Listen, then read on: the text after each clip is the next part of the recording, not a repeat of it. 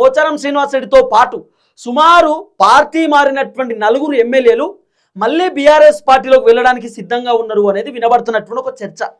మరి ఇప్పుడు పోచారం శ్రీనివాస్ రెడ్డి బీఆర్ఎస్ పార్టీలోకి పోతే కేసీఆర్ యాక్సెప్ట్ చేస్తారా అంటే 50-50 ఛాన్సెస్ ఉన్నాయి.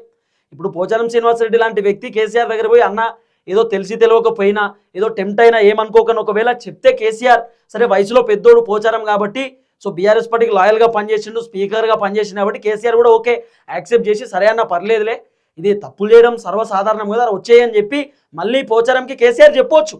సో పోచారం శ్రీనివాస్ రెడ్డి మాత్రం అవుట్ రైట్ మళ్ళీ బీఆర్ఎస్ పార్టీలో పోనీకి రెడీ అవుతున్నాడు.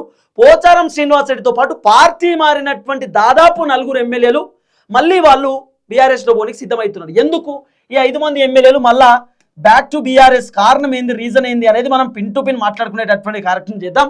ఫస్ట్ టైం మన ఛానల్ చూస్తున్న వాళ్ళు దయచేసి సబ్స్క్రైబ్ చేయండి, షేర్ చేయండి, లైక్ చేయండి. మీరు సబ్స్క్రైబ్ చేసుకోవడం ద్వారా నాకు ధైర్యం వస్తుంది, బలం వస్తుంది. నేను ఇంకా ప్రజా సమస్యలపైన గట్టిగా మాట్లాడతా, ప్రభుత్వాన్ని గట్టిగా ప్రశ్నిస్తా. రైట్గా టాపిక్లోకి పోతే కాంగ్రెస్లో గెలిచినటువంటి 63 మంది ఎమ్మెల్యేలు, ఈ ఎమ్మెల్యేలలో 16 మంది మంత్రులు ఉన్నారు. ఇక మిగిలినటువంటి ఎమ్మెల్యేలు 50 మంది ఎమ్మెల్యేలు అనుకుందాం. ఫర్ ఎగ్జాంపుల్ 50-45 మంది ఎమ్మెల్యేలు అనుకుంటే ఈ ఎమ్మెల్యేలు ఎవరైతే ఉన్నారో వీళ్ళు రేవంత్ రెడ్డికి ఫోన్ చేస్తే రేవంత్ రెడ్డి ఫోన్ లేపడట. సొంత కాంగ్రెస్ పార్టీ ఎమ్మెల్యేలు రేవంత్ రెడ్డి ఫోన్ చేస్తే రేవంత్ రెడ్డి లేపడు. సొంత కాంగ్రెస్లో గెలిచినటువంటి ఎమ్మెల్యేలు రేవంత్ రెడ్డి అపాయింట్మెంట్ అడుగుతూ రేవంత్ రెడ్డి అపాయింట్మెంట్ ఇయ్యడు. ఒరిజినల్ కాంగ్రెస్ పార్టీ ఎమ్మెల్యేలు కాంగ్రెస్లో గెలిచినటువంటి వాళ్ళు మంత్రులను కలుద్దామని పోతే మంత్రులు బయట గంట సేపు కూర్చోబెడుతున్నట ఒరిజినల్ కాంగ్రెస్ ఎమ్మెల్యేలు.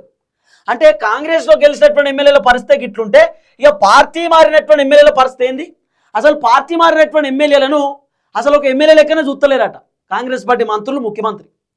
పార్టీ మారినటువంటి ఎమ్మెల్యేలు రేవంత్ రెడ్డిని కలవనికి పోతే రేవంత్ రెడ్డి అపాయింట్మెంట్ ఇచ్చే పరిస్థితి లేదు, రేవంత్ రెడ్డి అసలు కలిసే పరిస్థితి లేదు, వీళ్ళ దిక్కు చూసే పరిస్థితి లేదు.